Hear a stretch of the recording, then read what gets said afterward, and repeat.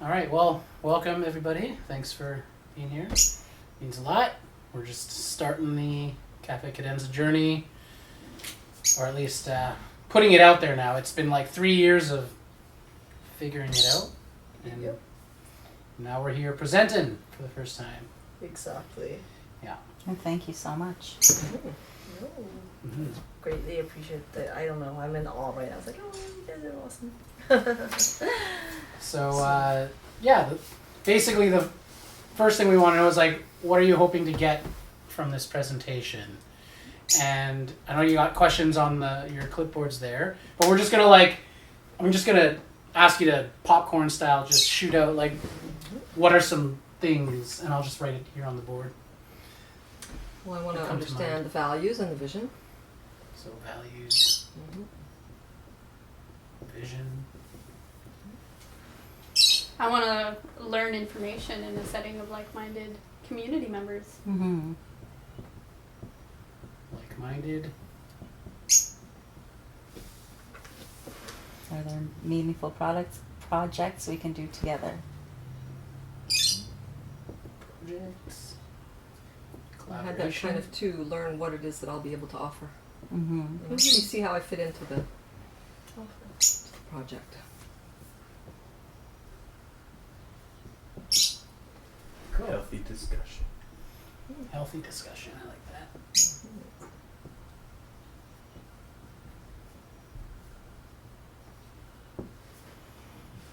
Cool. Perfect. All right. So what does your dream day look like? So we want you to kind of describe like from the time you wake up, open up your eyes, to the time you close your eyes. What would that look like? Like, can you guys put that in thoughts, or does anybody want to share? What does that look like? For me, it's waking up with no alarm in a nice sunny location, sunny locale. And then spending a good part of the day has to be spent in nature for me. And ideally gardening, growing food, preparing food, making food, being around food. I love that. It's all about the food. Yay! And also doing something creative in my day. So to have an expression, to be able to express myself creatively every single day would be total dream-like. Mm-hmm. And of course, spending time with in a social situation with like-minded people, socializing, is important. And Yeah. those are important things to me. Yeah. Community is really important, Mm-hmm. and very few people have it anymore. Mm-hmm. Did you want to share your day? Oh, Like your my dream ideal day. When you say, nice weather and all that, like, gee, wouldn't it be nice if it was year round? Your garden wouldn't die and have to start it all over again, right? But I guess we're not going to get there. But, I suppose, like, indoor gardening, to make up for that, and being able to live off that, to be honest, would be so cool. Of course, it's doable, but, and, family, community,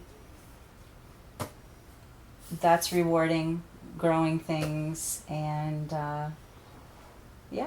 cooking, hanging out with the people you love, right? If you can make money off providing those things, that's great. That's a pretty good life to me.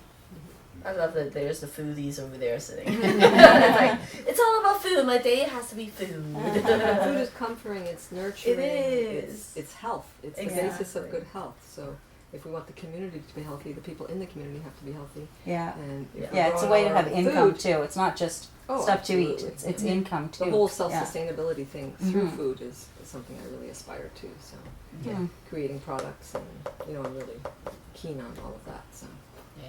That's why your sign says, "Let food be thy medicine." right. Mm. Yeah.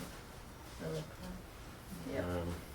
When you wake up in a home that has been built with purpose, integrity, and love, do some exercise, do my techno-tutor, my self-forgiveness writing, have breakfast with either friends, family, get up there, chores on the farm, get the make sure the horses are fed and brushed, and then there's my day. I see myself. The work that I'm called to do is to facilitate and put presentations and to educate. And then after that, supper with friends and family. Do a little sauna, hot tub after a swim in the pool, and all of that can be traded out for if I was traveling for presenting, public speaking, facilitation. Yeah, that's kind of the long and short of it. Cool. Cool. Okay, well, for myself, I imagine myself waking up naturally, also without an alarm. I hear the birds singing, I feel the light touching my eyes, and I'm on our intentional community farm where there's several buildings that are living quarters and some of them are shared, and I get up with Justin and we get up and do our techno-tutor and our self-forgiveness writing, and we always follow up with some physical exercise. For myself, I love doing yoga, and then we always end off with a dance to an upbeat song, and then I have breakfast with the community, and then I go do some early morning gardening for about an hour and a half, 2 hours, come in for a lunch, some great conversation, and then I contribute to the community in designing some of the infrastructure, more of the buildings that we are going to plan to build. And that takes up a good part of my day. And then I assist with cooking dinner. And again, it's a collective meal. Lots of conversation, music in the background. It's gorgeous weather most of the year. And when everything is all said and done, others are taking care of the dishes, as everything is in rotation and everyone has tasks, and everyone rises up to their responsibilities, as it's essential in order for the machine to be like a well-oiled organism. And then for the evening, there is bonfire, there's song and dance, there are sauna, hot tubs, swimming, midnight or evening walks where there's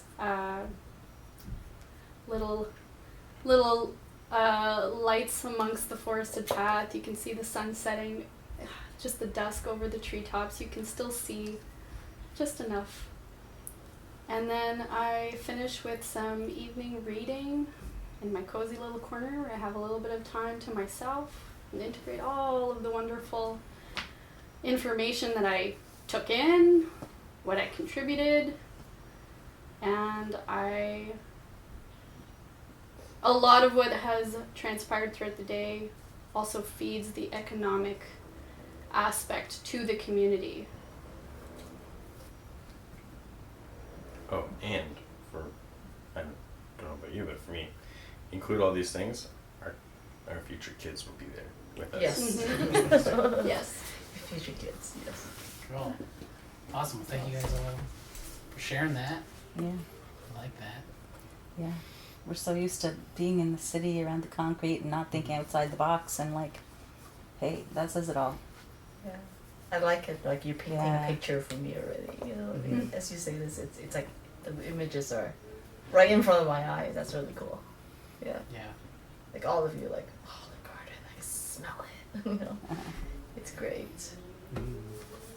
Yeah, I guess so my dream day is basically like soul shine. So get up early, do some yoga, have communal meals together, and then after that, either some form of either education or creative project or something where I'm actively building and creating something.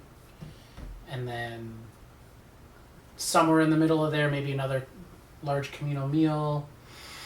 And then what else? Yeah, just more play. So jumping in a lake. Yeah. That's a hanging great out. addition. I don't know, figure out something to do Play go Catan. play Catan. Yeah. knows? I don't know, sports or something, just hanging out with people and then Yeah. having good conversations, you know, being out in nature. That seems to be a common theme. I Yeah. don't think anybody here has been describing, City well, in the life. middle of the city, in the hustle and bustle of the subway or whatever. I Yeah. don't know. Then let's see, how does it really end? I don't know, yeah, bonfire at night and, you know, a hammock. You can, like, sleep out in the stars if you want to, or I can go sleep in the treehouse, or maybe I want to sleep in. I want to have options for like my dwelling. Like, you know, maybe I'm feeling like sleeping in the Hobbit house tonight, and then next one it's the treehouse, and then the next one it's the yurt, and then I don't know. In the middle of nowhere, in the ground. Yeah, why not? I don't know. So yeah, that's kind of my ideal day. Cool. Hmm. I like to roll in bed till like noon. I don't know why, but that's like I feel like that's my meditation time. Yeah. For the past 2 days, I've always like gotten that enlightenment time during between 10 o'clock or 9 o'clock in the morning till 11. That's Yeah. when I really get that. You're Maybe because planning. I'm most awake during that time, and then that consciousness really went to a lighted space, and I got a lot of enlightenment, and I really like that. So I think I'm gonna. I call it the rolling in my bed, but then it's actually quite meditative, right? And that's when my animals, like my dog and my 2 parrots, like to come cuddle. They like that time to come cuddle, and they surround me with love. I call it the furry therapy during the morning. And then I wake up and I'll eat that communal lunch, and then maybe do some physical exercise, and I can imagine myself, you know, just I like, you know, making sure, checking everything's okay, problem solver. Like if there's something I need to do, I'll go solve the problem. If there's something that needs me to do, I'll run to there.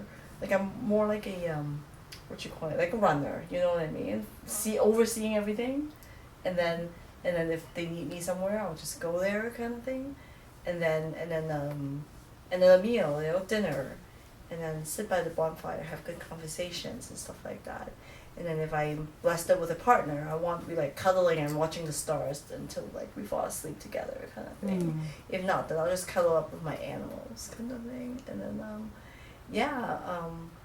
and then I really like just, I don't know why, but I really enjoy that time where I just sit and observe my animals and just be, like sit there and just be with them, absorb their energy. And I really like taking photos, so I really like taking different, like, oh my god, that one picture is beautiful, you know, little things like that. Maybe editing more video and doing, again, creative projects, and educate. That's another thing that I would love to do. Educate, keep talking, keep the preaching going, you know. And that's it. That's all for me. That's my Lots of overlap in a lot of places, so that's good. That's good for sure. Shared ideas. Exactly. And then now to the next one is, so what is holding us back from that dream? We don't Right. have a space yet with which we can do this all in, but we Yeah. have a dream, so we can create it in our minds before we actually have the actual space, which is good. Right? Building that foundation is important. Not much else holding me back. I'm on full steam ahead. Same. Right now, I'm actively working towards working to collect our core group. So amidst that, I'm working on reprogramming my subconscious mind in regards to my relationship with money and finances, so that once we have our core group, we're all aligned in vision, everything is crystal clear, all on the same page. I can persevere, be full steam ahead, and not have any residual blockages or old programs that would hold us back in terms of financing the endeavor. And it won't just be me, but I certainly don't want to be the weakest link. A few days ago, I was talking to someone who he's from South Africa, and he lives in Panama right now. And he's done this. He's been a part of something like this, and but in South Africa, they had to kind of shut it down because of the civil turmoil out there, Panama is no different. So his partner and daughter she's from Montreal, so she's back here. In about 6 months, he's going to be back. And I was talking about it, about like how we have very similar, like I want to do what he has done. And the biggest point in the conversation for me that really changed things, that showed me where I was holding myself back, was he said, but you have to believe in it. You have to believe in the vision. Mm-hmm. I was like, well, what's the difference between seeing the vision and believing in it? He said, well, you can lay in bed and see your vision all day, but if you don't believe in it, how are you going to motivate yourself to move yourself to make that vision happen? So when you're looking at your goals, are they goals that you don't really quite have a frame of reference for, and how can you reframe that? And he was like, you know, you used to live, you grew up on a farm, so what do you remember of that? And I said, you know, it's funny, the vision kind of feels out of reach, but the memories I have also seem kind of like far away, not just in time, but there's like a space there. And then as he's talking, like he's kind of like putting me in the framework of like what's involved and what the kind of things I'd be doing. All of a sudden, I had these other memories come up. They weren't related to the farm work or the chores. They were relating to other things that I had done in my youth or was participating in that today I'm not necessarily proud of, or whatever else. That so I was like, how come I'm not even like leveraging my memories of what I had done to really feel what it would be like to do that, to kind of bring that closer to me? And I saw, oh, there's these memories there that I hold a lot of self-judgment around, and that's preventing me from being able to access that which I've already experienced. So now I'm looking at kind of going back, examining that, doing some self-forgiveness, and really clearing that out so I can bring that closer. And even just in the acknowledgement of that, all of a sudden this like well of inspiration came up, and I've been feeling more myself, more ready to get to work, kind of thing. I think too what he might have been alluding to, your friend, was that the belief is like, you don't even question if it's going to happen or not. It's happening. This is the plan. The details or whatever, but we're already there. Well, we're doing it. An example was like, you know, 'cause I'm in sales, and I have these targets of like, Right. financially I want to make this much a month. And he's like, have you ever made that much? I was like, no. He's like, okay, what's the most that you have made? Okay, start there. And can you either get back to that consistently, or can you slightly increase it? And you slowly build your level of belief.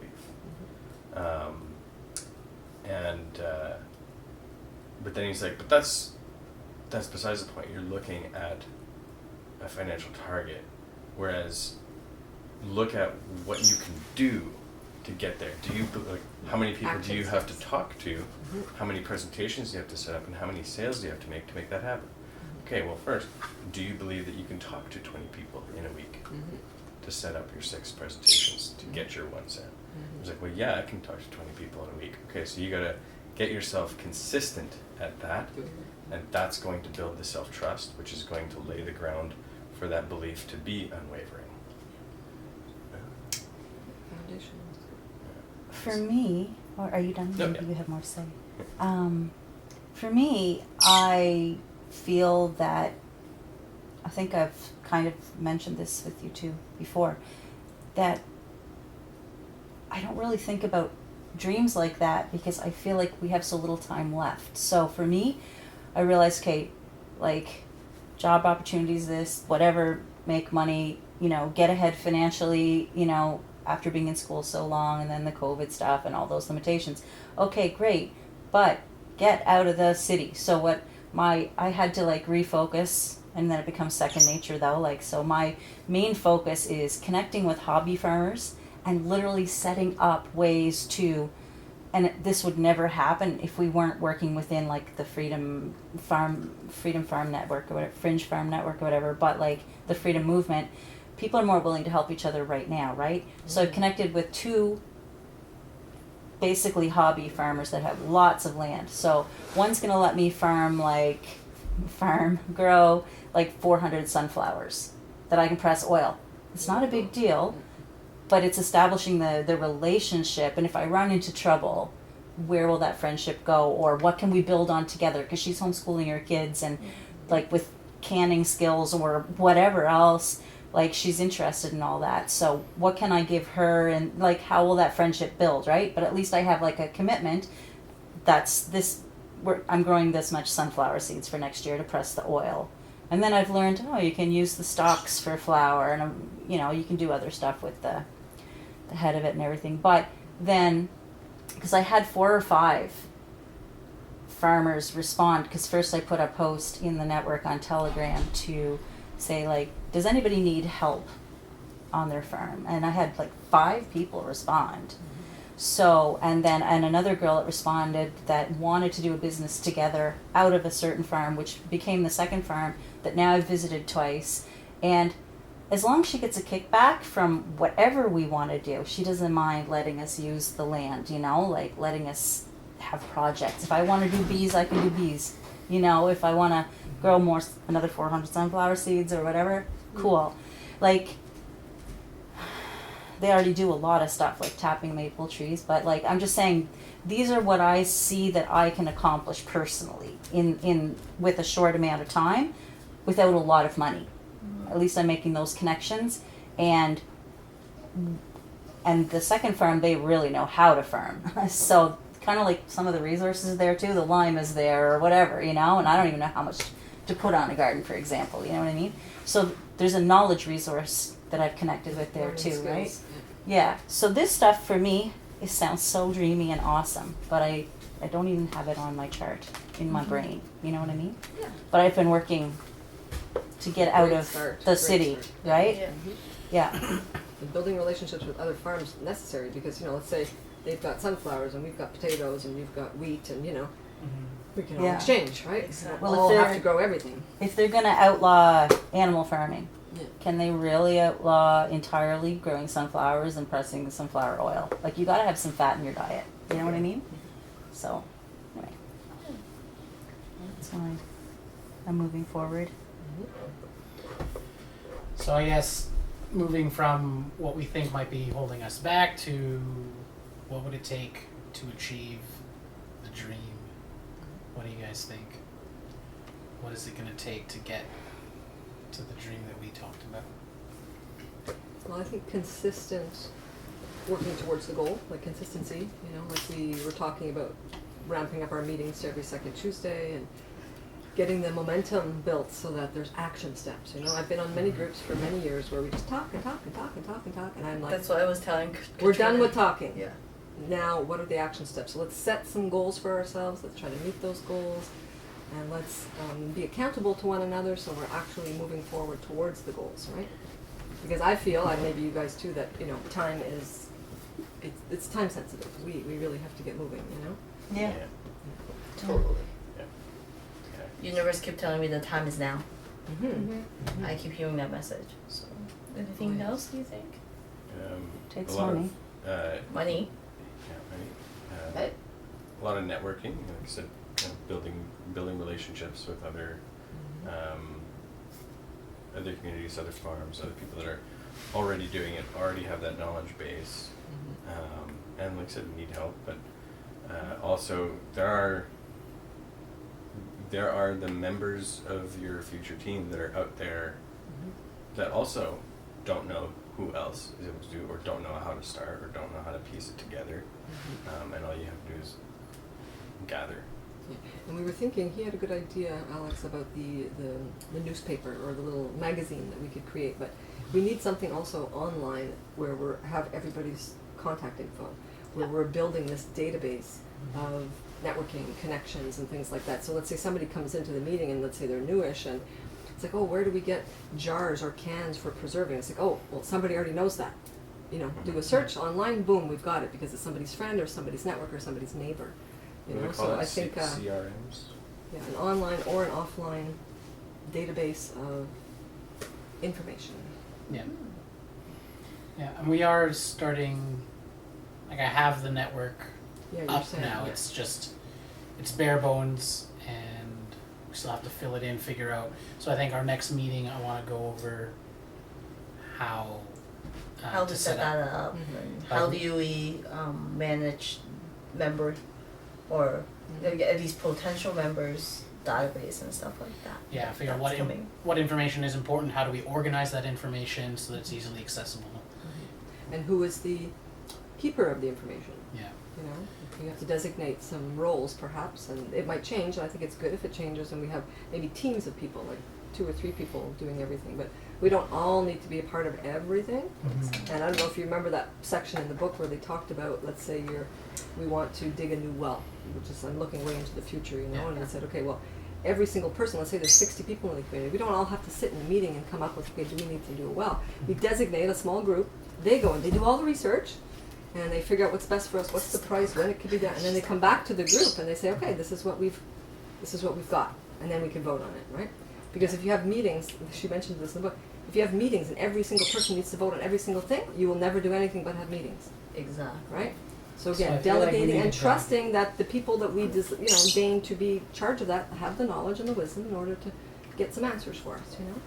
Yeah, for sure. It goes back to the trust, to trusting that we're all, and this is why having that vision and having that, the values set up at the beginning, you know, because even if nobody's around, you could say, okay, I'm somebody offered me something. Oh, does it align with our values? Does it align with the vision for the community? Then I could say that on behalf of everybody, yes, because I know that we've all agreed on those visions and those values, Yeah. right? So shared visions and values that we understand and that are posted and that everyone agrees on. And it's not set in stone. Of course, we have to evolve and grow and, you know, have them so that they're a little flexible. But that could be that core you're talking about, that, you know, that trust. If I say, you know, if we leave him to do the Mighty Networks thing, and you know, we trust that he's doing a good job, and we see that he's doing a good job, then we don't have to worry about it. Mm-hmm. Yeah. Exactly. Some kind of structure. Yeah. Structure. A little bit of structure is good. Kids do well with structure. Groups do well with structure. Yes. Not too rigid, but Totally. Yeah, there's a balancing act of, you know, like the analogy of like, not to say male female, but like the masculine element in anything that you're creating has that yin yang aspect, right? And the masculine element is the structure, and the feminine element is the flexibility. creative and the Yeah. flexibility, the flow. that's it. It's like, think of like a cup, right? The cup Yin yang. holds Has both. the water. The water takes the shape of the cup. That's right. Yeah. Exactly. Anything else? Anyone else add? Yeah, I want to add along with money, gathering and community, but same vocabulary in order for us to communicate effectively. Because like coming back to the point of assumptions, Communication. if people do not have the same vocabulary and they're attributing their definition to words, whether it's out of emotional attachment or it's not what the actual definition truly is, it's going to lead to a lot of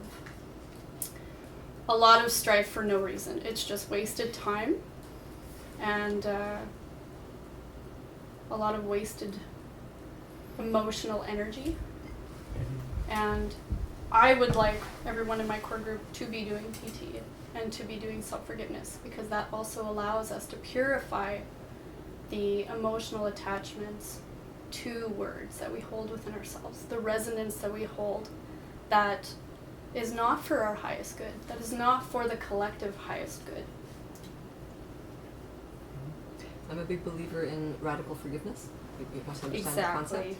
Yeah. Exactly. So Yeah. these are some little workshops that we could share with one another so that we all understand that, so that we're, you know, obviously we're doing self-forgiveness as well, but we're forgiving each other for, you know, we've all come to this place, we have a shared vision, but different backgrounds, different, you know, experiences got us here. So everybody's going to come at it with their own bent, you know, but again, if we understand that communication style and we all agree on what the words mean and we're forgiving one another and we're not being too hard on one another, you know, like a family, right? You're not gonna get angry at somebody because they don't understand something. Let's help them understand.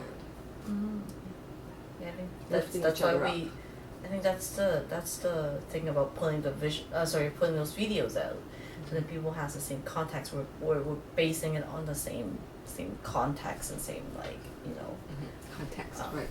Yeah. It's like saying this is where we're at, and you have to decide how much in alignment you are with that. So just so that we're clear, when we say we're talking about this subject, this is the context. What we mean. Yeah. Yeah. So I guess another word to be put up there would be clarity. Yes. It's a great word. All right, so Awesome. now that we've gotten that stuff out of the way, we're gonna talk about kind of our strategy towards building the dream, and it has to do with these 4 phases of Cafe Cadenza. So I guess Yeah. we'll illustrate that, talk about that. We have a video on it for like more context, and but generally, next slide, we want to build it in 4 stages, right? So first, this is what we like. The word has already come up so many times. Trust people. The first stage is we want to build that trust, and we're gonna spend a lot of times in this stage because I feel like trust is the basis of everything. It's the foundation. Like without trust, there's nothing else that can work pretty much.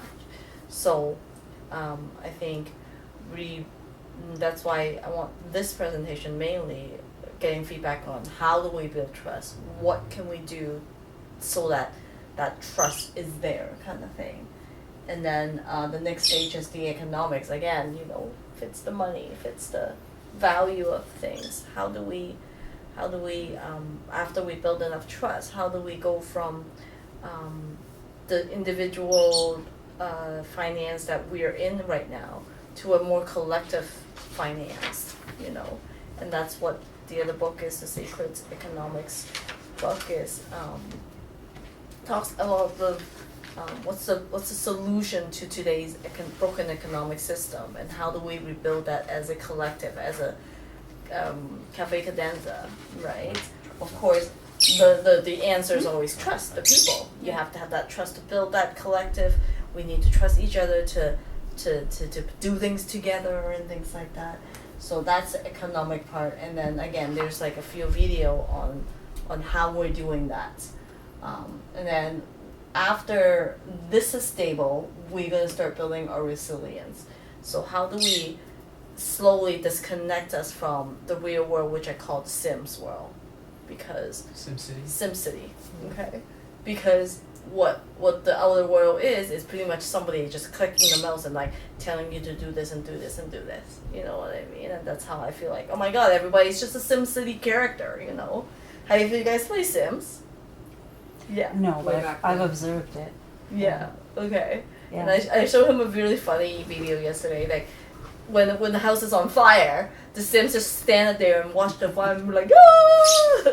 And that's like that just kind of reflect the world these days, right? Whenever there's something that happens, people just stand there and react and just go, ah! You know what I mean? Now they pull out their phones. Oh yeah. It's really going to help put out the fire, people. No, what was it? Oh, there was a meme that says, when there's a fire, please call 911 before you put out the phone and record. You know, like, there's actually instructions like that now, like on the fire post. It's like, what? It's funny. So how do we slowly disassociate us from the SimCity, you know? Yeah, the resilience part is, so yeah, we've got the people, we built trust, and now we're doing collective shared resources. So economics isn't simply money, economics is the management of resources in general. And that can be done through many ways. So And that's on our YouTube. yeah, and building up to resilience, now we're going to use our economics, we're going to build resilience in terms of that security that you're talking about, you know, where you know you're afraid that they're going to shut down certain farms or lock down the cities, and you know when we build that resilience, we're building food security, shelter security, basically Maslow's hierarchy of needs. We're getting that base level down so that we do not depend on what we're calling Sim City, right? We can depend on the community. And that doesn't mean necessarily just us as, say, Cafe Cadenza, because there could be multiple communities operating, but if we're in connection with all those, between all the communities, can we form resilience, right? So that even if one of those communities gets taken out, well, you still got a giant mass that can support that, right? So that's what we mean by resilience, that no matter what happens, we'll figure out a way. It may not be pretty, we may not like it, but we have the collective skills and wisdom to get through it. Yeah. And then after resilience, once we've got that security, now we're in a stage where we can expand, we can grow, we can multiply, Creative. right? So like now maybe we've built so much resilience that we have a surplus of resources and manpower. And now we can say, all right, what community's struggling right now? Send resources there.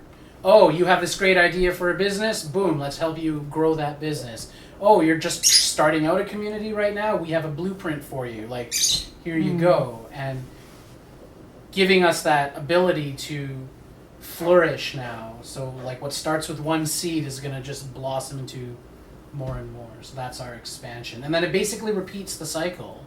So you kind of, you get to that expansion phase, but then as we're expanding, we still have to establish trust between the communities, between the new people that are coming, and managing our economics, getting back to resilience, and just keep that process going. Yeah, it shouldn't be a triangle. It should be like a circle where it just repeats and repeats and repeats, kind of thing. The process. But this structure is more just for the foundational part, and then it just kind of blossoms from there. So yeah. Questions, comments about the 4 stages, 4 phases?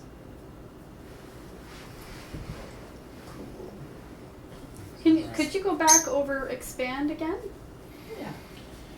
It's basically just, that's almost like the duplicate or grow phase. It's kind of like, you have a cell and it's ready to kind of like reproduce itself, kind of thing. You rather that reproduction is to go and help another community that's starting up, or helping a project that truly align with Cafe Cadenza, businesses that align with Cafe Cadenza. Now we have the resources, we have the people, we have the economics to do that. Like little things that I could think about is maybe like I always wanted this like food truck full of organic vegetables. Bring it to, let's say, a lower income family, like a lower income side of town, and be like, educate them on nutrition, and then provide them the organic vegetables at a low cost that they could kind of afford, kind of thing. So little projects like that we could now reach out to the community and educate them on the importance of community, and then maybe build another one of the Cafe Cadenza community, and just slowly expand like that. Yeah, so it's like once you've built that, the first 3, once you get to resilience, that's like material success. We've got to a point of, you've built your home or you've built your business, like let's, and now you want to expand, you want to open another franchise, right? So it's in that same context, but you can't open another franchise till you make sure that first business you started, that first location is really thriving. Once you're thriving to the point where, wow, like we can barely keep up with business, we might have to expand. The amount of resources we're taking in is allowing us to grow and flourish. And then in the community, it's more than just the material, right? It's also our Human resources. Human resources, making sure that we're healthy, we're all optimized at our well-being states, rather if it's psychological, emotional, physical, making sure that everything is good before we take that last step out. So that step is more like, how do we, when we're good, how do we now expand and help more people, or enlighten more people, or bring our wisdom and help educate other people, kind of thing. Giving back. giving it back, exactly. For the resilience and expand phase, do you see like not like a hard cap, say, but like a limitation on how big or how populated this cell becomes, so that it doesn't get either too convoluted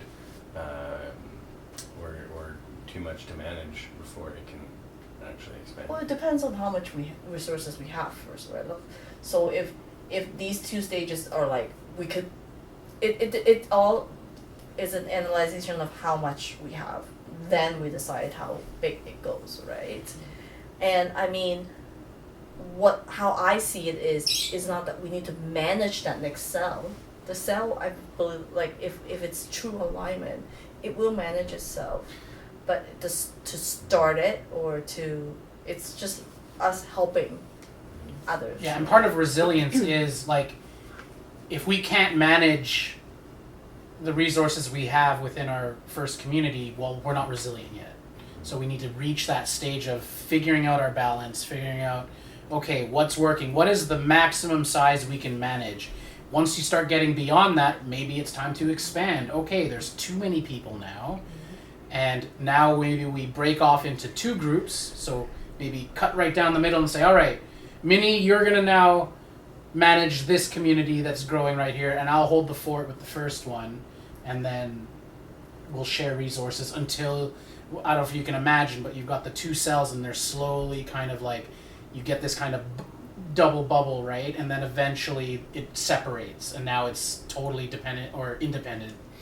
And then now we can collaborate together, and then that process, 1 becomes 2, 2 becomes 4, 4 becomes 8, and it could really take off. But so like, even the time frame for this, the biggest one is people. Like that, like we've estimated probably 3 to 5 years of building up just a solid network. We're not even like concerned with the economics until we can really establish a core group of trust. Like there's overlap. It's not like you have to wait for one to reach the next, but you definitely want to have that first foundation of trust before we move into anything else. And I believe Christine talks in the book about numbers, and like a good number is like 30 to 40 people or families, I can't remember, something like that, as a good start, and up to a maximum of about 120 or 144 as like, you know, a good size where there's young people coming in and older people leaving, and you know, enough people to keep things going. I've even enough heard workers, and I've even heard that like we have a hard time individually keeping track of more than 150 people in our lives. correct. So that right? number, below that. So that number is probably the max of like what the tribe can be. Yeah. And also like the expand stage too. Like we meet people at Soulshine that may not be locally the same place. Or maybe when we build up or enough of our stuff, we could kind of help them, kind of thing. Because there are so many different communities that's building up right now. Yeah, well, they call them freedom cells. Yeah. So there's all these freedom cells, and you know, eventually, hopefully, networked all together so that we, you know, our numbers rise. Exactly. Yeah. Exactly. And we're essentially just building our own economy and realizing like that's to me is, instead of fighting the system and telling that the system, that the Sim City needs to change, we're basically saying, no, we got this. We don't need you anymore. You're treating us like children, and that you're the parents and you know better, and we're going to prove you otherwise. Is essentially, we're just backing away from the system and saying like, look, we got this, we can manage ourselves, and we'll probably do a better job than you guys. But it's actions have to speak louder than words, so that's kind of where we're coming from. People would generally choose an option that, like, if it makes more sense, they'll choose that. But if no options are present, then they'll choose the best of those options. Yeah. So as Buckminster Fuller says, like, it's not about fighting a system, it's about creating a system that outdates the other. Yeah, make it obsolete. That makes it better. So after all that, how does what we explain, how does that align with your vision? How does that resonate? Oh, sounds It's a fantastic. good foundation for sure.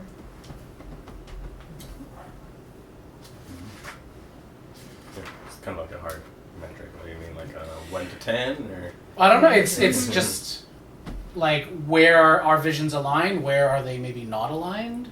I don't know. It's just like, maybe it's more of a question like, where do you fit into that vision? Where do you see yourself in that vision? I don't know. Well, I think I'm at a place in my life now where I have at least found some results from some proactivity that now I can set that aside and focus on career. Like family always had to be in there too. There's a lot of emotional needs and time. But now that I feel like I've made some headway somewhere, reached out with 2 farms and have something real going, I feel like I can focus on something bigger now too. Yeah. And I don't know what's going to happen in a year, but you know, I could see myself working toward now up my career and begin to put away money for the goal. So, Yeah, and like whether or not like doing it like kind of working in the same cell or at least as like sister cells or you know like cooperating communities. Definitely see. You and I have been having conversations about this since we've known each other, so it's definitely a resonant reality where we're going to be working together to bring this to light. And definitely in terms of sharing the message, educating, supporting people to understand where they fit as well. Yeah, like I'm kind of envisioning that, and I think it's actually, it makes sense strategically that we have diversity in terms of our vision. Like diversity in the sense of having various strategies or approaches. Because I don't want to say that our way is the way. It is the way that makes sense for us, and it's the way we're going to move forward with that. And I think that when we can have a collective understanding, we can allow for variation. So the analogy I really like to use is the human body, in that we have all these different organs. They all have a different function or purpose, but overall they're all serving me, the human, to keep us alive, healthy, and strong, right? So whether you're the kidneys, the heart, the liver, you can't say that any of these is more important than the other. It requires all of them to function. Cut it out. But if modern medicine wants to just cut it out. Oh, your gallbladder, let's just remove it. You don't need it right now. No. It's like, We're not taking that approach. Holistic approach. Yeah, Yes, holistic. Yeah. exactly. And then having that diversity gives us resilience as well, right? So if something in our community isn't quite working, but something in another community is working, we can learn from that, right? And to welcome that. Yeah.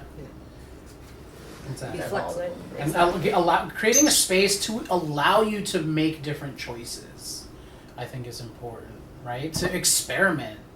We need more of that so that we can, because we're entering what we might call new territory, at least new to us, because we've been conditioned to live one particular way. yeah.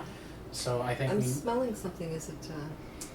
The pie? Oh, pies. I turned the oven off, Oh, so okay, it's sorry. it should all just be keeping warm at this point. Now after your story, I'm like, oh no, what is it? Yeah. Mouse Is it a chewing bird mouse? wires. Oh. But yeah, I think like the past week I've been talking a lot about it after we talked about the video, and we're always trying to analyze why are people like that, because we're so conditioned. And I think like one of Cafe Cadenza's goal is to decondition people. We have to decondition them from the how and I think we can only do that as a collective, right? We need support. And one of the why is I was looking at the 2 studies that I showed you. The conclusion is people will give up themselves just so that they feel fit in. You know what I mean? Yeah. And it's like, no matter if it's the truth or no matter how much you prove it to them, they're like, I don't care if I'm like the only one doing it. I'm not doing it, right? Yeah. So then, our collective really want to help decondition those traditional thinking that's preventing us from optimizing and growing to the real human that we need to be grown to. Yeah. And really, what's wrong with doing a kibbutz style lifestyle? But our parents will go like, what? what are you doing? Do you know what I mean? Why are you running off from the city? And they don't understand And what we we're always- preparing for. And unconsciously, we always want that affirmation, especially from our parents, right? And it's like, no, it's time to decondition that like you need affirmation. No, not well, like not you need affirmation, but decondition it so that you're like, oh, I don't need affirmation from everybody. I need affirmation from the healthy people or the right people, kind of thing. Yeah, and I also want to add that we're trying to approach this from a place of love and not fear. So I know time sensitivity seems to be a thing, and there is pressure from the system that exists. But what we're describing is what we would want anyways. Yeah. Even if everything Regardless. just stayed the same today, and the government never overstepped and just kept things moving, and it was just same old, I'd still want to build this. I agree. Despite, because This is how people flourish. Yeah, and we Thrive. wouldn't have been thinking like this if we weren't put into that.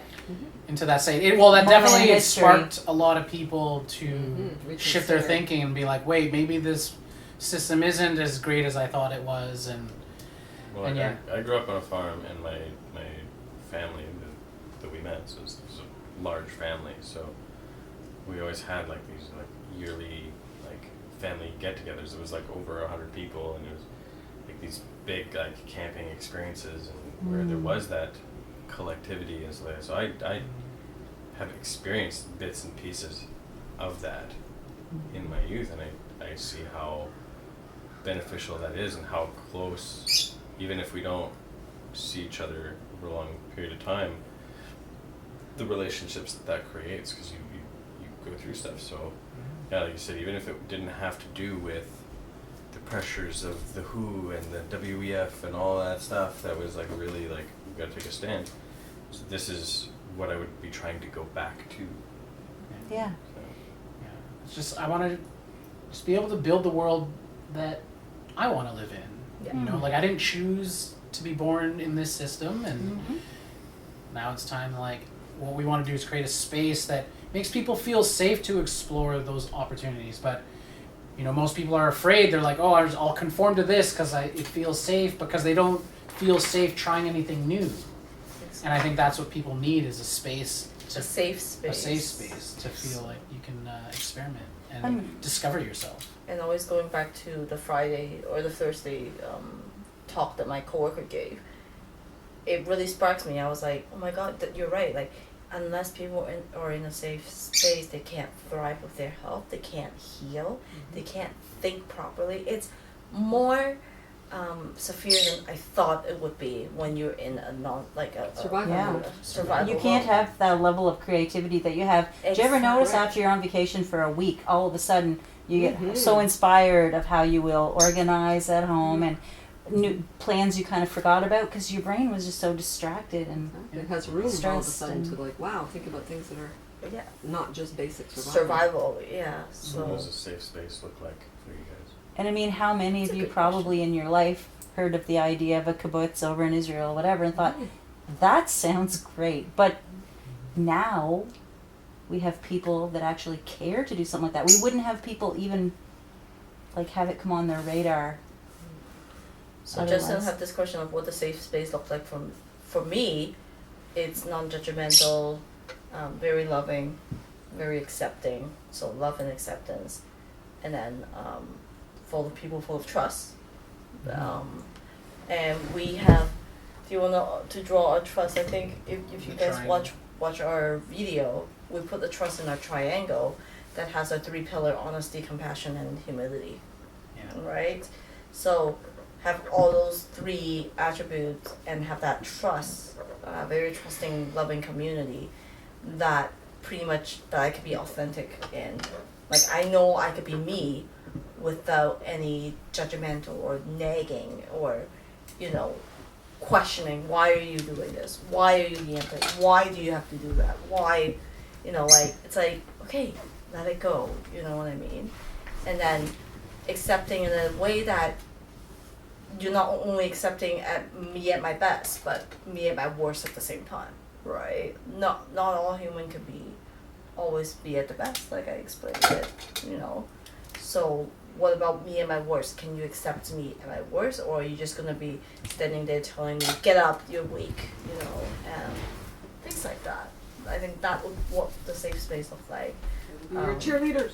Yeah, cheerleaders. Yeah, and that's part of the cadenza part. Like, we want to give everyone their chance to shine. You're part of a choir or an orchestra, but at the same time, you've got the choir and the orchestra behind you. So it gives you solo. For your solo, and it gives you that, you know, that feeling that everyone's got your back. You know, when I did the men's workshop at Soulshine,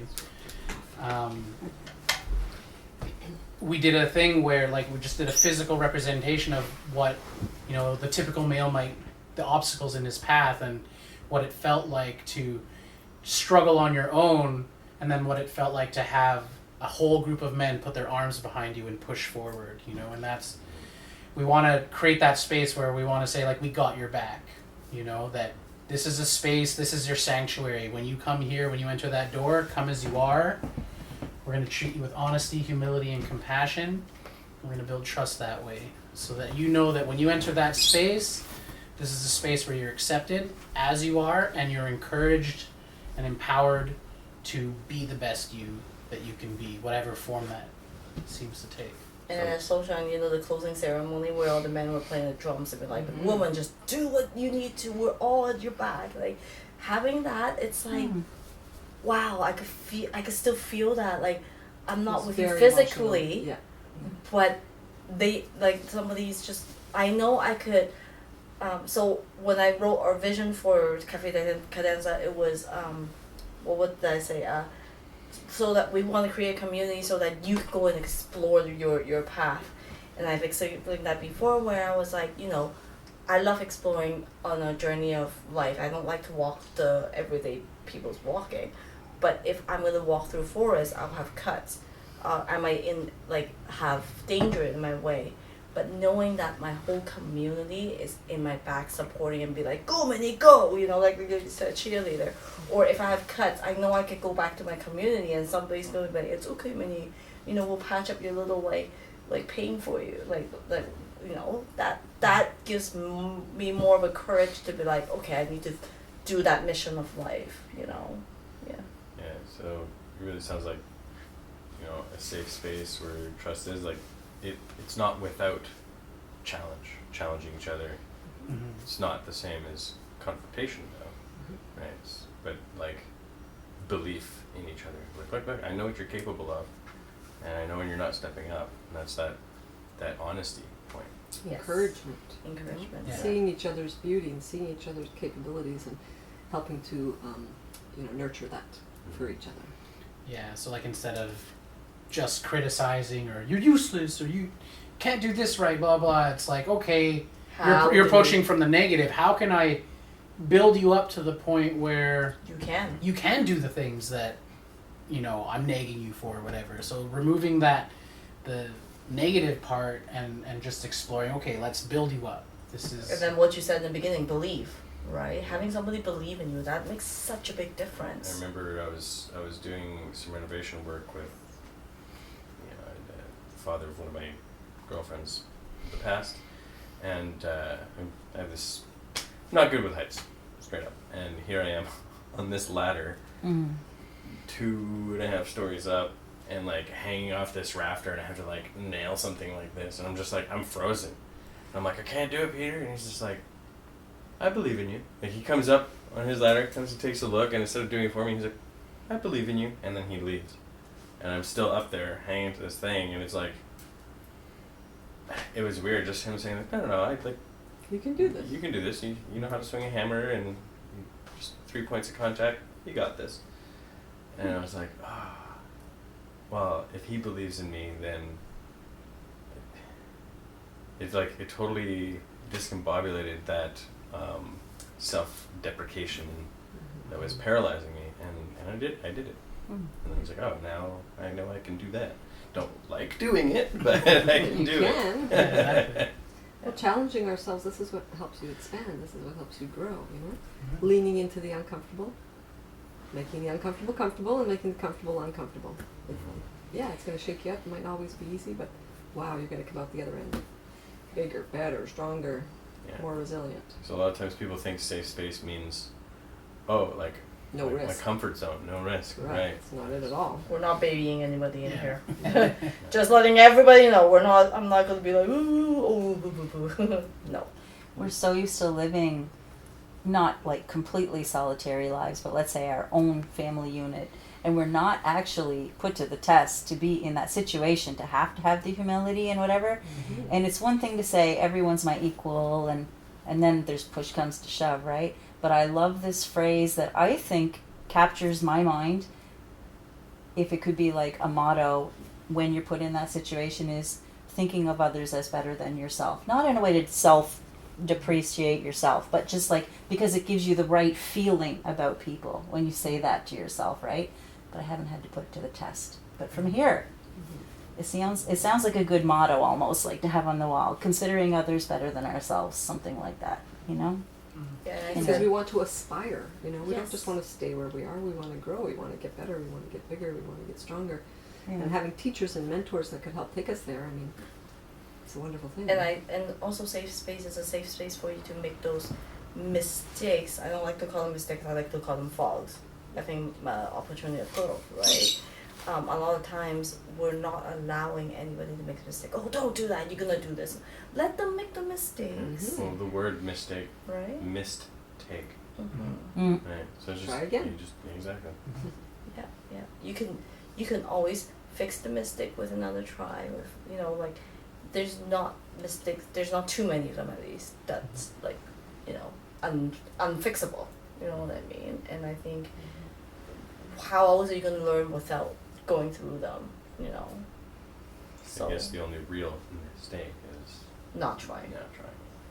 Exactly. Or even going back later and saying, oh, I saw what you said, but maybe this would help you, instead of in the moment. Let the person have their dignity. Let them say what their creativity and their ideas, you know? Yeah. Have that attitude. And it's like, and Just also shut like up. just allow Mhm. them to try it out. Mm-hmm. Yeah, go ahead and try it out. As long as it doesn't, as long Harm as there's a anyone. mutual thing that you could go try it out. I'm not going to respect the fact that, you do you and I do me. Don't force me to do anything.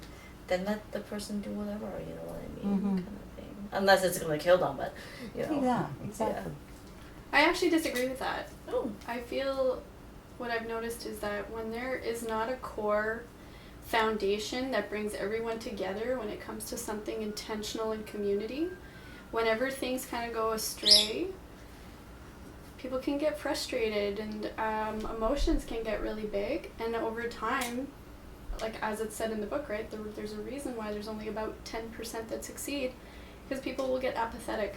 They throw their hands up. They're like, I don't want to deal with this because we can't come to an agreement on how to move forward. So on the one hand, it's really important to have, like I said, the same way of communicating, same vocabulary, but also coming back to the same foundation. So this is why a lot of people, for example, they hold so true to their faith. They always come back to their faith. You know what I mean? It's like, that's their starting point. For example, what would Jesus do?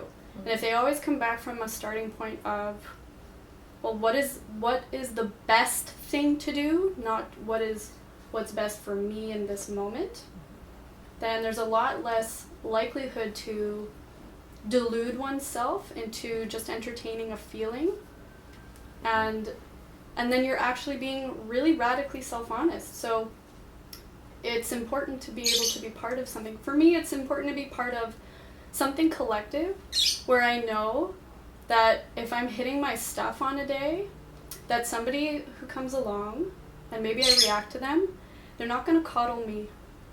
They're going to hold space, communicate in a way that's going to help me see where I need to work on myself. Because if that does not continuously happen, if we do not have that collectively, if we're not able to do that for one another, we will 100% have so many issues, and it's always going to come into emotional problems. all the time, and then there's justifications and people get angry and the emotions get bigger, and then next thing you know, things start to fall apart. Yeah. I'm That's just why curious that shared though. values thing that we talked about at the beginning, that's why that is so important. It comes back to this as well. So I think it's just like to the Have point the of values, and come up with them collectively, of course. What are most important to all of us? Yeah. Because then we could always gauge and we could measure issues that come up against those values. How are those put into Communication practice, is really though? important. Well, you have to Right. do, I wouldn't say collective bargaining, but what's it called? Consensus. Thank Yeah, you. I think that there should be voting on anything that's important. I was more speaking about like when you see people making personal choices. Yes. You know, quiet. It's personal choices. That's what I was more talking about. But your mind is totally on the project. Yeah, so we have one of our principles that we follow is relationships as agreements. So our values, Mhm. the consensus, is agreements. Right? So it's not about don't like shove it down my throat, but it's like if we can't come to an agreement on the foundation, on a process of holding each other and ourselves accountable. Right? Some people might react like don't shove that down my throat. It's like, okay, well then it means you're not agreeing with that self-honesty, the responsibility, the accountability. And wasn't that Ari? That's what she brought up, the lawyer that we had join us. Agreements. Have agreements because it's all there. There's the agreement. Yes. If it needs to be worked out, the next meeting, let's work it out. Let's Yeah. change it. Let's tweak it as we go. But let's have a basic agreement that we could all agree on. So there is Our no relationship infighting. has that. We have a Yeah. document. Yeah. This That's is the it. purpose of our relationship, and Yeah. these are This is what we stand the for. core Yeah. things. And so when you get emotional, because It you're happens. not yourself, you're possessed by the emotion. And Mhm. so you be like, but remember this? Mhm. This is more important to Can you. we come remember? back to this? Yeah. Yeah, and that's been very helpful. It's been key. Yeah, It's a so- very key factor to heart-centered communication. Yeah. So get out of the head, get out of the emotions, Yes. come back to the heart. How does it feel? Back You to the know? body. Yeah, back to the body. This is uncomfortable. Okay, let's work it out until we're feeling better. We're feeling good in ourselves. Yeah, I think like what we were talking about is more for like personal kind of growth than the community growth. And of course the personal growth will affect the community growth. But I think it's when it's like smaller things on a personal growth level, sometimes you need that person to make those mistakes to for their growth. You can't intervene. I remember Alan always says, you can't intervene with their choice because that means that the karma comes back to you, not her, not the person itself. You know what I mean? When you intervene with a personal choice for their own stuff. As a collective, definitely we're not going to do what I said, like, oh yeah, make the mistake. No. Collectively, it has to be a collective decision and things. But when it comes to personal choices, sometimes you just have to let that go. So it depends on what issue it is. Yeah, so That's like what for it instance, is. like maybe you have a particular way of doing the dishes, and I come to you and I'm like, no, this is not how you do it. This is how you do it.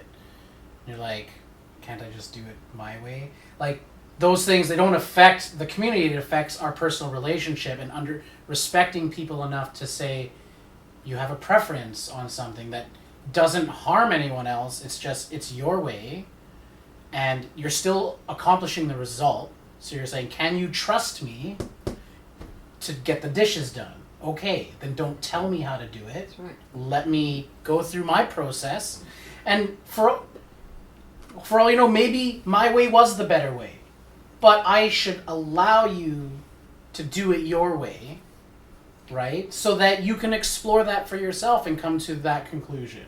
Or it's the other way around, you know what I mean? Maybe I learned that, oh wow, you are doing a more efficient way of the dishes. But if I didn't give you that opportunity, if I forced you or tried to convince you, then we wouldn't grow as a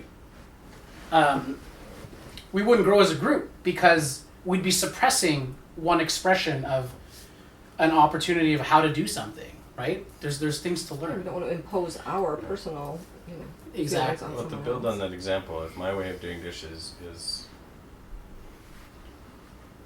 I end up not doing them efficiently, or like I've left some stuff on it, and like just I don't see it, and like it's how I've been doing it for so many years. So I'm ingrained in that pattern. Yeah.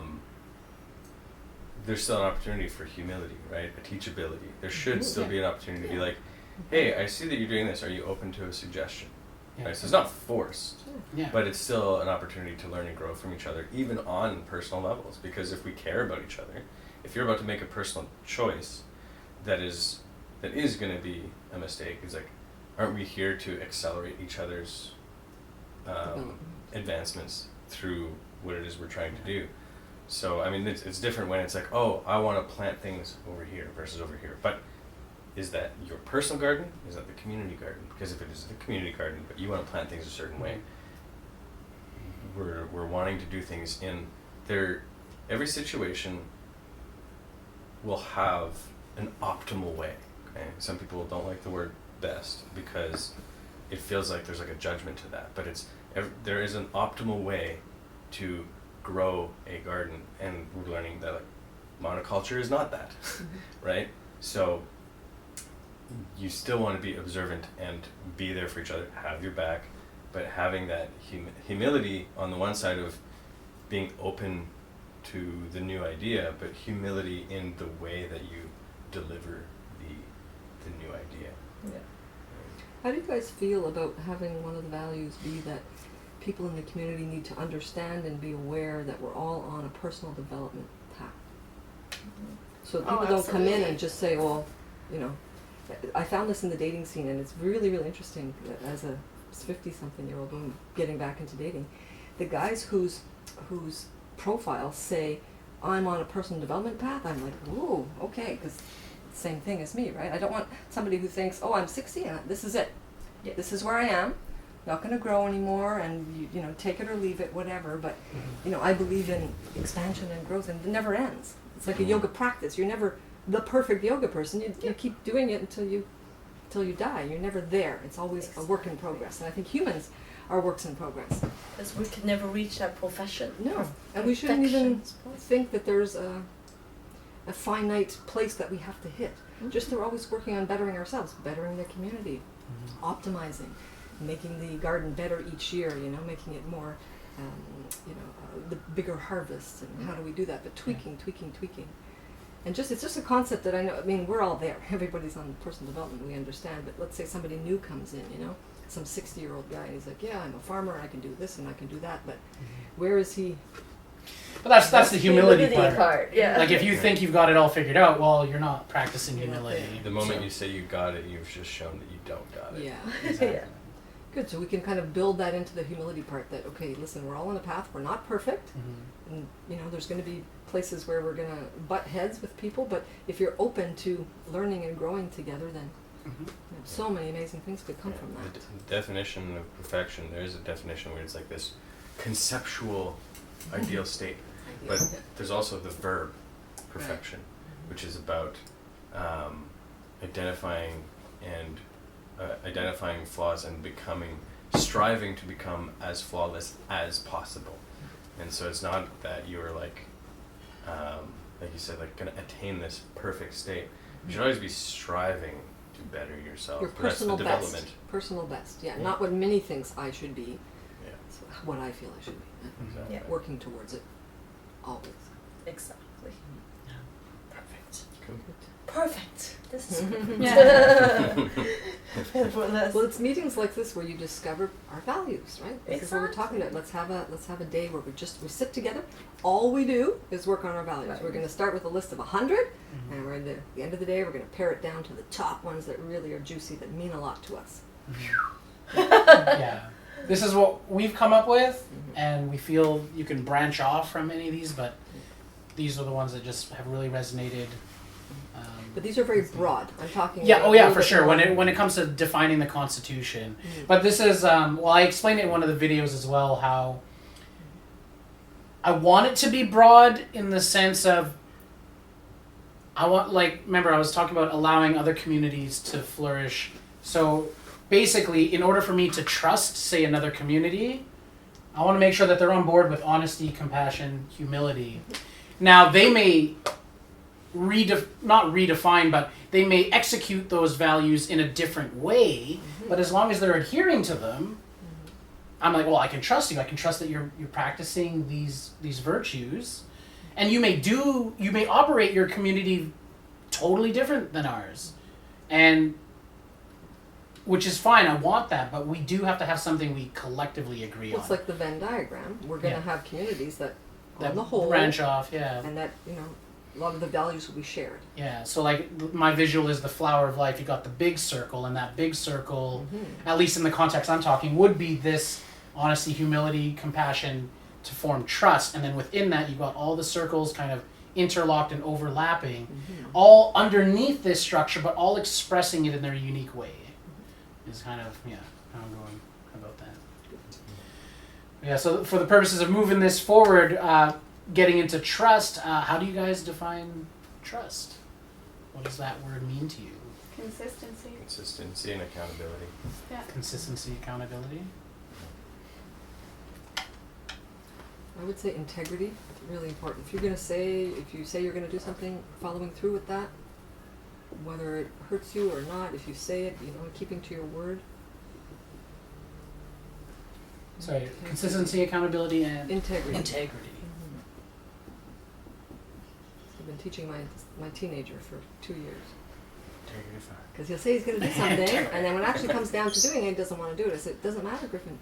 You still have to go through it because you promised somebody that you would do it. So you need to do it. You have to go through that lesson of doing it. And then it'll teach you next time to be more careful about what you say. Yeah. Because if you weren't so happy in doing it, then, you know, make it a little bit more loosey-goosey. But if you say you're going to be there at 4, you know, do your best to be there at 4. Because people need to trust you. They need to you know, be accountable. Like, you know, you have to be trusted. And this generation, actually, they don't even show up when they make plans with each other. And I mean, like, almost me 100% crazy. of the time. Look at this. You know what I mean?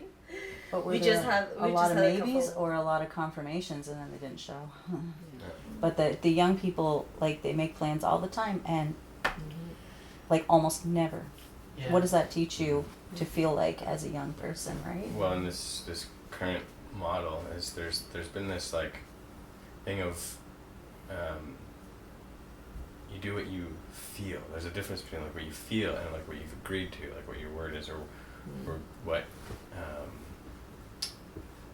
should's a tricky word, but you know, you've agreed that okay, next Thursday we're gonna do this thing, and then Thursday comes along and it's been a busy week and this thing happened, and you might feel tired, and justifiably so, but to not want to follow through just based on how you feel, or there's this other thing that I want to do instead. You don't understand, right? Better. There's this like thinking that like, well, like the rigidity of time and like sticking to timings. I know a lot of people who this puts them in a huge state of anxiety because it's like, oh well, you're putting too much on me. It's like, you put this on you, and you know, at a certain point, you have to kind of like look. Do you want your feelings to direct you, or do you want you to direct you, your will? And that's gonna have you're gonna have to supersede how you feel much of the time. That's what integrity is about, right? You say you're going to do it, you have to follow through. And if you consistently you're not able to follow through, then I would assume that you'd learn that, okay, I'm going to say, I might be there. There's an 80% chance I might be there. If I don't, I will call you, whatever. You make, you know, adjustments to it, but you know, follow through. Yeah, and to add on that, I feel communication with self-honesty is so essential, because what difference would it have made if, let's say, that person who did not show up at the very least communicated Yes. and was like, I am so not feeling it today, even if the excuse that's given sucks, they communicated it and they were honest. And it's like, oh, okay, I can trust that this person is probably going to do that again in the future. You know, it's like this is where that consistency actually kind of shows up, even though it's not necessarily in the vein of integrity and following through. It's showing us patterns within people's behavior where it's like, okay, this person is punctual. And if something comes up, I can rest assured they'll call me. or they'll text me. I don't have to worry about it. I don't have to reconfirm, do a little poke. You know, they have the courtesy to communicate with me whatever, if something happens. So communication with self-honesty is something I feel that builds trust. We can't take for granted that common courtesy, everybody knows what that means. Yeah. Like, we're just not the younger generation. Yeah. They don't get it. Common It's sense. not only the younger generation. I'm telling you, like That's right. It's, look at tonight. You know what I mean? Like Yeah. that's all I have to say. That's one of those shared values that will come up in our, Yeah. in our It's a different visioning culture. day. It's a Yeah. different culture. It's cool to say I'm antisocial. You know, if I'm supposed to go out, you'll understand that I feel like being at home in my bed doing whatever. You know, like, and that's supposed to be cool. You're antisocial. You And know? in Or today's being- world, we're babying that so much. So, for example, dentist appointment, they'll be like, "Can you please confirm that?" It's like, "But I confirmed it already last week, but you confirmed it again." In my work, we have to like call people, be like, you said you're gonna come pick this up like yesterday. Are you gonna pick it up today?" We're babying that culture. We're actually told to do that. It's like, yeah, this is how you make a sale, or this is how you get people to do things. But why? Yeah. You know what I mean? Yeah, and imagine like the age pre-cell phone, when you would arrange, hey, we're gonna meet at the park at this time. right. You showed up. Yeah. You know what I Yeah. mean? There's Nowadays, no other way, no other way to it's tell almost them. like the phone. It's allowed us to communicate so effectively, yet More people, instantaneously. yeah. And I guess I don't know what it is, Because a simple text, you're not even hearing an intonation on the phone.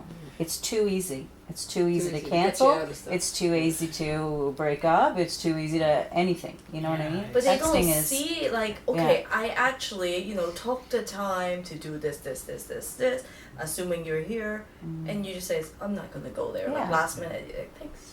You know. Yeah, and I was like, earlier, because you'd ask like, how's things going, and I was like really emotional leading up until now because I was feeling like this is a repeat of what happened to me in the past, where I'd organize an event, people say they're gonna show up, and then they don't, or they don't even communicate that they won't. You have And to I'm just chase like, them down. yeah, and I'm just thinking what's the like, point in planning anything? and it just made me feel down about like I put all this effort in, and I feel like I'm not asking much. I'm asking you to show up, and even beyond that, it's like I'm not even asking that. Just communicate to me whether or not you'll show up. But this is a You know. perfect example of they're showing their true colors. Do we really want those Correct. people in the community? Yeah. Correct. Yeah. That's right. It's, you know what? At the end of the day, it could be just simply reframed as information. Oh, this person has done this. I will take note of that. If I invite them again in the future, I'm gonna be mindful that this might happen again, and you're it's gonna be however you explicit. decide to kind of go about. Yeah. How long they stay within your circle is up to you. Or you be Personally, I explicit. learned the If hard you way to can't have a come, 3 strikes you're please out tell me. rule because I Yes. gave too many people too many chances Yes. over time, and then at that point, I allowed the self-abuse. I allowed the abuse. I allowed the manipulation because I was just being nice. So then following through on consequence too, right? Okay. Right, that's you didn't right. Communicate. And then I would communicate effectively. Honestly, if someone were to say, "Well, why are we not doing this thing?" Honestly, because I've organized 4 instances to get together, and you canceled on me every single time without notice. So I don't feel that my time is respected, and so we're just not going to do this. Yeah. And people need to be told the truth, Yeah. and there's a way to do that as That's well. what she said. We're not babying people here. We're all Yeah, adults. we're all We want adults. to get Yeah. things done. That's right. Exactly. Absolutely. And that leads perfectly into, well, how does someone earn your trust? Mhm. Like, what are we looking for? And I guess, back to you're looking for these qualities, right? Yeah. Honesty and And people who care enough to, okay, if they're going to disappoint you, at least let you know. yeah. That's It's right. common courtesy. Apparently, it's not so common these days anymore. Correct. Yeah. And one thing that I'm also like that I can start to develop trust in is, self responsibility. So even if someone starts off having made a mistake, but then shows movement, they're like, Personal growth. they're willing. Okay, no, next time I'll do that. That's just words until the action shows that Right. that they showed up. early this time, or they communicated this time, or whatever. That there was a change in action towards that accountability. Absolutely. Yeah. And then we see them growing, and we can nurture that. Wow, thank you so much. That's you really right. did better today, and feel Yeah. good. Because mistakes will happen. For sure. Absolutely. And Yeah. things do come up. Yeah, people are going to fuck up. We've been programmed to fail. Mm-hmm. So it's all the more important that when we're surrounded by people who they want everyone to succeed, everyone else's success is our own success and vice versa. Yep. Right? So it is so incredibly important to nurture that, support that. Yeah, in a community, you're only as strong as your weakest link, right? So, you need to help Yeah. And I know I need to work on the compassion part, because that. earlier today I was not very compassionate. I No. was just like triggered, and that's probably because it's triggering something within me. That's kind of the self-talk as well, like, because I'm demanding a certain level of professionalism or perfection in me that, and then I need to also allow space for others to make the mistakes and then just watch over time to see. So I almost want to add time here to trust, because there's no, you can't, Expectations. you can't like just meet somebody, have them fill out a questionnaire and be like, I trust you. You know what I mean? Like, it's, Yeah. you have to, time has to accumulate, you have to see patterns. Experience Time/proof. things with one another. Yeah, absolutely. Time and proof. I investigated a few different intentional communities, and one of them, they have quite a rigorous interview system where they put you through quite an extensive questionnaire, and then you'll do follow-up Zoom meetings, and if they like the person after a certain point, they'll invite them out, you know, and I thought, I actually really appreciate that. Yes. You know, same as like 'Cause if it goes both ways. You want to make sure you like them, Exactly. and you know, that's it's right. reciprocal. That's right, absolutely. I remember the first time I was interviewed more than twice for a job, and my initial reaction was, that seems excessive. And then I realized, yeah, but I'm upgrading. That's right. And so if I'm upgrading in my life, they're going to take just as many precautions as I should. You I know? went to an interview where they did not do a good job interviewing, and then I started for a month, and then they fired me. I'm like, why? They're like, oh, I just don't think you're. I was like, shouldn't you do that at the interview level? You know what I mean? In the beginning. Yeah. So it's like the opposites, right? But yeah, the interviewing process, like, even we were thinking about it. Members should have like a year probation. 'Cause then Absolutely. you There's no hard and set rule like you're in right away. That's, Yeah. yeah, Because you have to Because live that- together. That's like all season, you know, you see them in all aspects kind of thing. Yeah. Sometimes it might take more, like a year is that kind of, what you call it, like the basis mark. We might need more, we might need less, I don't know. And then have regular evaluations in Mhm. some way. I also want to somehow include ways, because if people, sometimes if they know the rules, they're on their best behavior.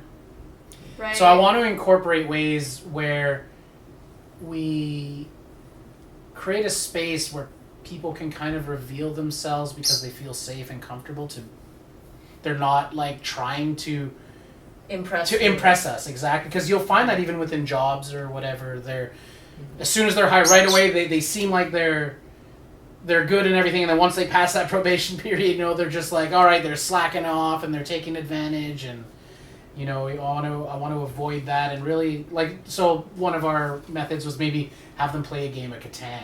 Yeah. Right? This unassuming thing that, oh, it's just a game, whatever. But then we observe and we see, how do you play the game, and Yeah, has anyone heard the adage, how you do anything is how you do everything?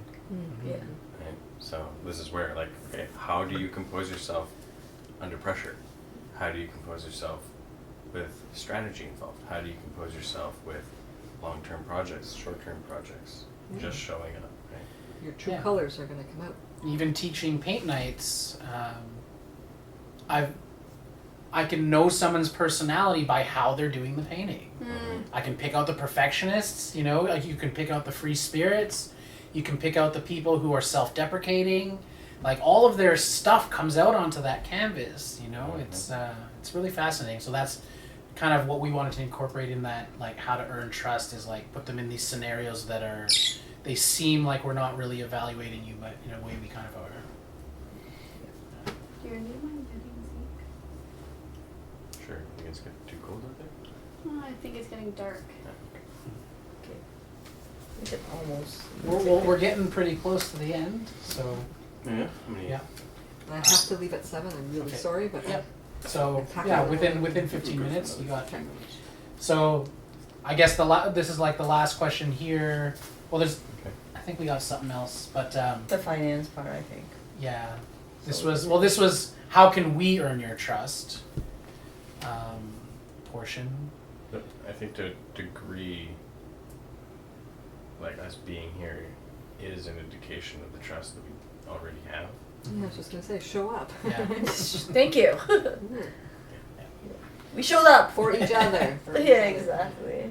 All right, and then I think This part we could do after. oh, Like, yeah, this is the very last one. So, well, this stems in because we talked about people, and this will segue into like another workshop we want to do that is more money based. But we kind of just want to know, like, you know, are you happy with your wage right now, like in terms of what you're earning, and then, you know, what is your ideal wage, that amount of money you would make every month that makes you feel safe, Covers your expenses. Right. Just. Or, everything, like Well, anything that makes you feel whatever safe, makes right? you feel stress free. Right. You don't feel like you know, you don't feel tied down. And then the last, you know, how much are you willing to pay for freedom or pay for the dream, essentially, that dream we talked about earlier, like what is that worth to you? So in this part of the exploration, this is something you don't necessarily have to share with us, but just some questions we wanted to throw into your minds for the next workshop that we're going to have that involves a little more of the money game, because money was one of the key aspects to, like, perhaps what holds us back from getting to that community. So yeah, any thoughts on that? Personally, the how much are you willing to pay for freedom? If you're looking at like a monetary number, it's, for me, it's more, well, with my life, Yeah. Mm-hmm. like everything, you know, like I would commit everything 100%. to that. And if somebody said to me, look, if you traded your life and it would reset the board for everyone and they could have this, yeah, I would do that. Absolutely. I think that wage becomes almost inconsequential when you're in the freedom community. It's like, think of the Amish. Is there any unemployment? Agreed. Like, what do you need? Mhm. Like, you don't need Everyone the brand. contributes and everyone receives. Yeah. Now, And- question is I'm sorry, were you, I think I interrupted you. Oh, I was just gonna add, like, I mean, what do the wealthy want? I mean, they just want to show off with a lot of brands. I mean, why else would you need more money? Like more real estate, whatever. How much real estate do you need? Like, if you're in the community, to me, you have everything you need. You don't need wealth. What's the point of it? You know? Well, the community needs wealth. It's that the current system as it's designed, like wealth is a product of the manufactured inequality. Yeah. That one. That book was a secret. This book actually explained a lot of what wealth is in the SimCity world. And how do we, like this, I think this is the solution that we need to put in Traffic Cadenza when we create our own economics, but that's for the next workshop. Yeah, we're Just trying say, yeah, to. we should incorporate a lot of the themes in there into the workshops. Yeah. I mean, I would say that it's required reading, Yes. Yeah. but you know, if we Well, want to condense it and Our main goal is to reframe our relationship with money and how we see it and understand it. Because right now, like, a lot of people chase money to get to the dream.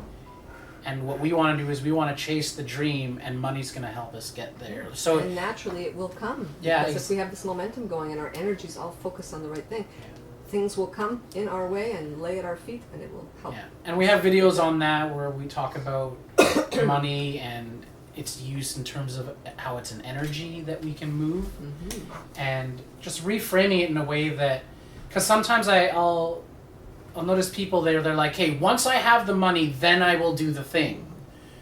And we want to approach it from, no, we want to do the thing and make money along the way, right? So, because I feel like so many people, like, they want to retire, right? And so you see a lot of these old guys, and they're driving around in their nice Corvette that they just bought, because they just worked their whole life to have that Corvette, you know, when perhaps they didn't even really think of what they wanted in terms of their dream. They just knew that money was going to get it, the dream, and I'll think about the dream later. We're going to make money now.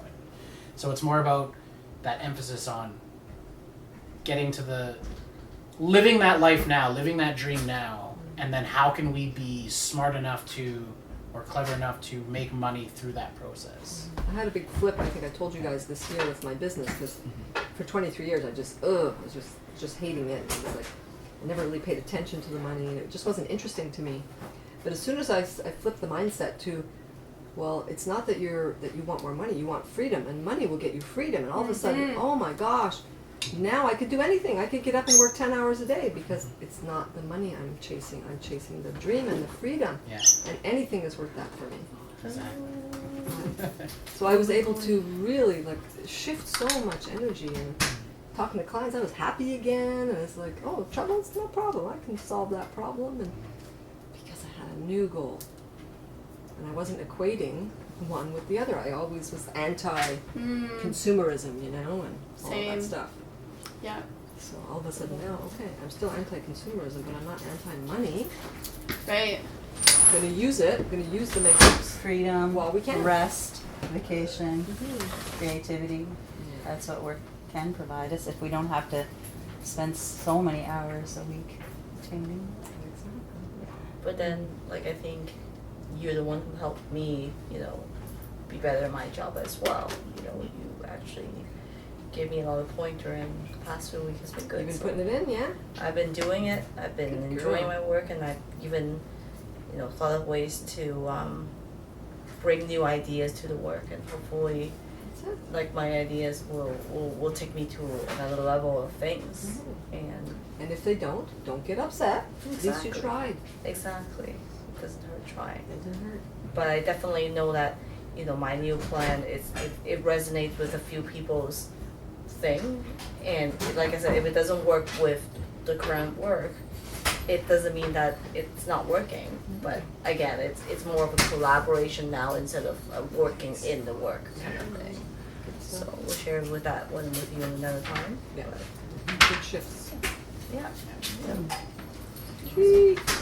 So that pretty much wraps it up, and I really like this. I include this in all my presentation.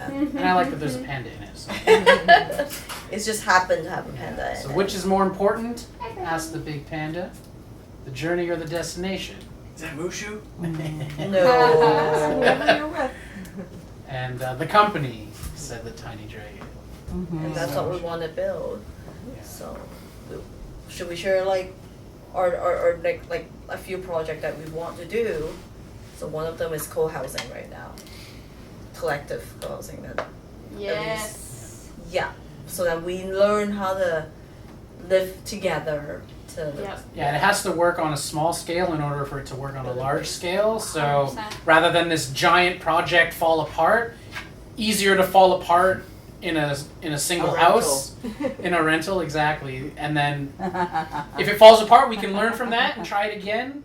But if it succeeds, we can replicate that on a larger scale. So that's kind of our next process. Once again, we were starting with we had the people and then the economics. So that kind of ties in there. We're trying to build trust, but we're also trying to learn how to build collective finance. And we go into some of the videos about that. And we're going to try to have a workshop that illustrates that with some play money that we can Cool. demonstrate. So, I like it. Yeah, I like that. so the Thank whole you.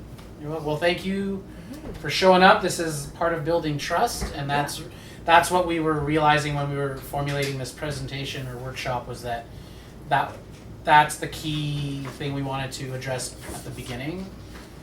because we were intending to do the money one this time around, but we felt no, trust came before money. Yeah. So having a good discussion, and we Yeah, got a lot totally. from this, and Yes. you guys have been filling out those answers and stuff, so that's all very helpful for us to just get a broader sense of what you guys all, are thinking and Yeah, totally. dreaming. It makes it digestible too, and like I like the idea of having mandatory reading. It's again, Whole everyone accountability. everyone Yeah. gets to be on the same Same page. page. References are understood, and if there's questions or things that maybe it doesn't quite align or make sense, and it can be a collective discussion on the same point. Nobody's lost. Exactly. And So- because we're all on the same page, that Relatively, yeah. way, and we want to bring in conscious capitalism, we want the community to be self-sufficient, let's all have those same words, let's read the same book so we're all focused on, okay, it's not just capitalism for capitalist's sake, it's capitalism because everybody benefits, Yeah, exactly. right? Again, coming back to those values. And we can't assume that, and I've made this mistake myself, assuming that the other people are on the same wavelength on a certain Yes. thing. Because we may agree on a lot of levels, and then there's this one area where we think, or I've assumed we're talking about the same thing, but they're coming at it from a new perspective, and I think it's important to get that. And how many times have we heard marriages break down? Why? Money, right? Same thing, this is a relationship with 20, 30 people. Yeah, We all have to be on the same page about money. exactly.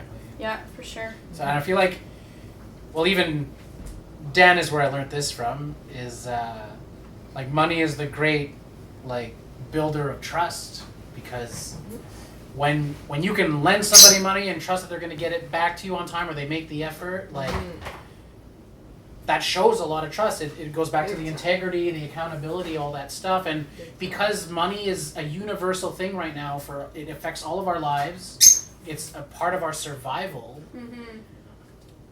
When you're trusting someone with your survival, essentially, Yes. by trusting somebody with your money. Where do wealthy people put their money? In a trust. In a trust. And I find there's probably no coincidence it's called a trust, Nope. because it is a trusted agreement of how this money is used, and what makes them successful is they do have a family that supports their financial endeavors, and they don't just make rash emotional decisions on finance. I am sure they are talking to their elders to get advice on where's the next best investment, right? And they make these things understandable, and they pass their wisdom on. So Yeah, they get multiple perspectives as Yeah. well. Because you might have a different idea and you might have an idea. Oh, that one resonates with me. So that's a little bit more aligned. yeah, Just bring everyone's ideas in, exactly. Yeah. And it's not just the trope is like the trust fund kid, he's just handed a bunch of money. But I've actually heard, I watched this documentary called Born Rich. And with some rich families, they actually don't do that for their kids. They tell them, no, you're gonna learn to get a job. If you want money from the trust, you have to come to me with a proposal like any other bank. Nice. Yeah. And we'll discuss it as a group. And I like that approach, not to just hand them the money. It's, no, when you take money out of the trust fund, are you bringing value back to the family through this, Yeah, like what's it for? Oh, I want to buy a yacht. Yeah, exactly. Okay, but why? Oh, well, I want to run events. I want to network. I want to, that idea can have some value to it. I want to rent it out, and so this is the business proposal I have behind that. So a lot of times there's like that education behind it. Like Arnold Schwarzenegger, his kids, once they turn 18, they don't get any more money. But it's up to that point, it's his responsibility to make sure that they know by the time they're 18 how to make it, how to create those deals and whatever else. So. Exactly. Cool. Awesome. Well, Yay! that concludes- Nice presentation.